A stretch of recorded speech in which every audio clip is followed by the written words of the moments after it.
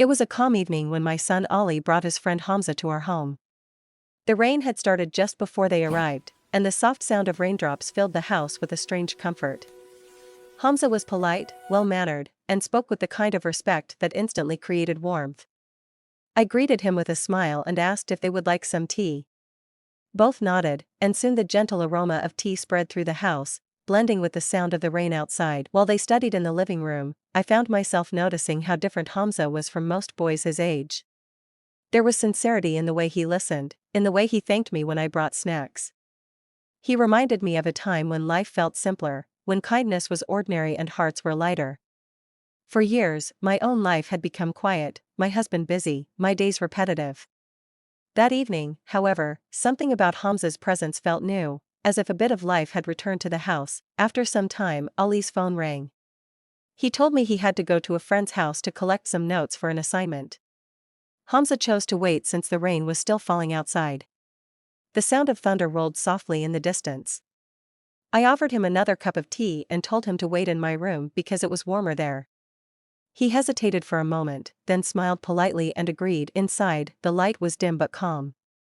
I turned on a small lamp near the window, and we could still hear the rain tapping against the glass. We began to talk, first about his studies, then about small things like music, books, and how quickly time passes. His words carried honesty, and his voice had the steadiness of someone who truly listened. I didn't realize how much time had passed. The rain outside had grown lighter, and the air smelled of freshness. For the first time in a long while, I felt peaceful, not because something special was happening, but because for a brief moment, there was calm in the noise of life. When Ali called to say he would be late, I felt a quiet sense of unease, as if my heart wanted to step back into silence again. Hamza thanked me for the tea, his smile still gentle, unaware of the thoughts passing through my mind. I told him he could rest until the rain stopped. He nodded and looked out the window, and we both listened to the fading rain. It was an ordinary moment, but somewhere deep inside, I knew this small evening would change many things. The room felt calm, filled with the soft sound of rainwater dripping from the rooftop. Hamza sat near the window while I arranged some papers on the table. The air carried the faint smell of wet earth and tea, and somehow, that simple silence made conversation easier. He noticed a framed photograph on the shelf. It was an old family picture, taken years ago when everything still felt whole. He asked quietly about it, his tone polite and curious. I smiled faintly and told him those were happier times, when my husband was around more often, when our home felt alive with laughter. Hamza didn't interrupt, he just listened. There was something comforting about being heard without judgment. I found myself speaking more than I usually did, telling him how life changes, how people drift apart even when they live under the same roof. He nodded slowly, sharing his own small stories about his family, how his parents lived in another city, how he often felt lonely too. Our conversation wasn't about love or emotion, it was simply about understanding.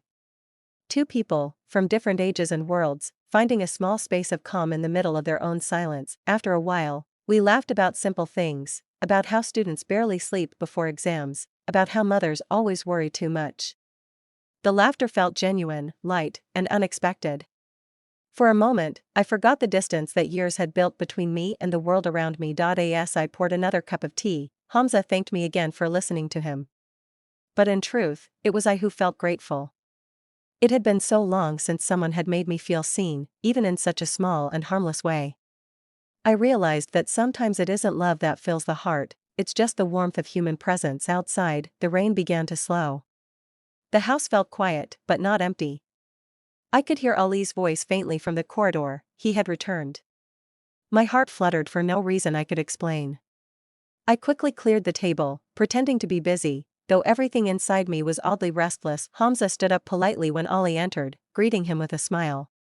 Everything seemed normal, yet something inside me felt changed, as if an unseen line had been crossed, not by words or actions, but by feelings I couldn't name. Later that night, when I sat alone by the window, I thought about that conversation.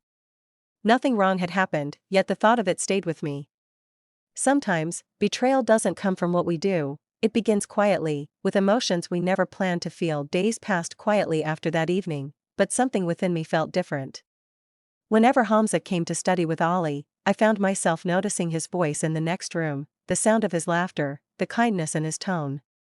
I tried to stay busy with house chores, Yet small things reminded me of that night: the rain, the tea, the way he had listened without judgment. It was harmless, I told myself, just a friendly connection, nothing more. Still, I could feel a change. My husband had grown distant over the years, always buried in work and silence. The absence of warmth at home had slowly turned into a habit, but Hamza's presence had shaken that stillness. I felt guilty for even thinking about it, but it wasn't love or attraction, it was the reminder of how it felt to be noticed, to be heard. Ollie, however, began to sense something unusual. He wasn't angry or suspicious, just quieter than before. He often studied alone now, leaving the living room empty and filled with echoes. When Hamza came by, their conversations were shorter. One day, as I brought them tea, I saw a brief exchange between them, a silence that carried unspoken tension. I didn't understand what had changed, but I could feel the distance forming. Rumors began to spread slowly among neighbors. Perhaps they had seen Hamza visiting when Ollie wasn't home. Though there was nothing inappropriate, people often see what they want to see. I felt a heavy sadness, not for what they thought, but for the peace I was losing inside myself. Hamza seemed to notice too. He became more formal, keeping his words respectful but brief. There was no more laughter, no more stories. He had started preparing for his university admission and spoke often about leaving the city soon. I smiled and encouraged him, hiding the ache I couldn't admit even to myself. One afternoon, as he came to say goodbye before moving away, the air was still, almost heavy. He thanked me for the kindness I had shown him, for the warmth of a home he said he had missed for years. I simply nodded, my throat too tight to speak.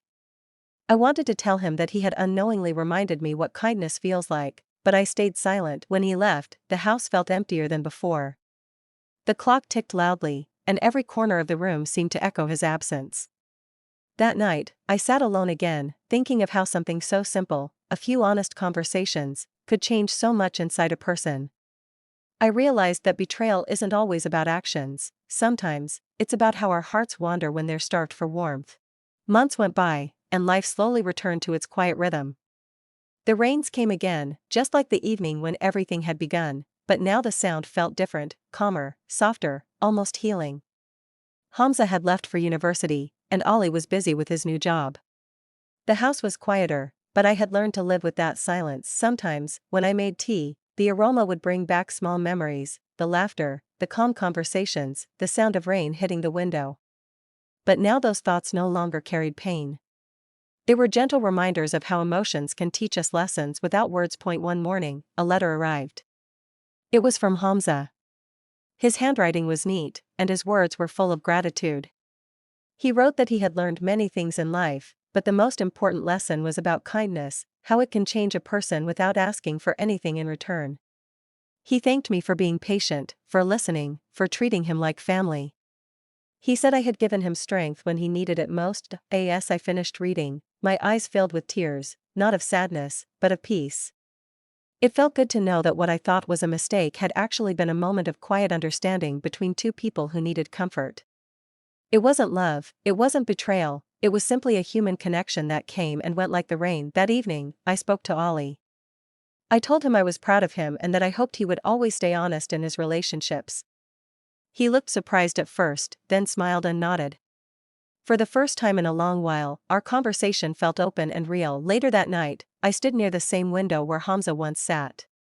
The rain was falling gently, but this time I wasn't lonely.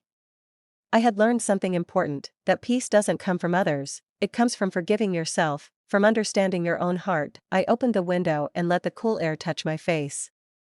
The scent of rain filled the room, and I whispered to myself, every feeling, even the ones that hurt, come to teach us something before they leave.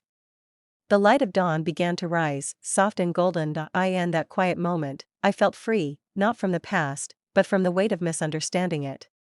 What had started as confusion had turned into clarity, and what once felt like betrayal had become a lesson in love, respect, and forgiveness. The story that began with rain ended with light.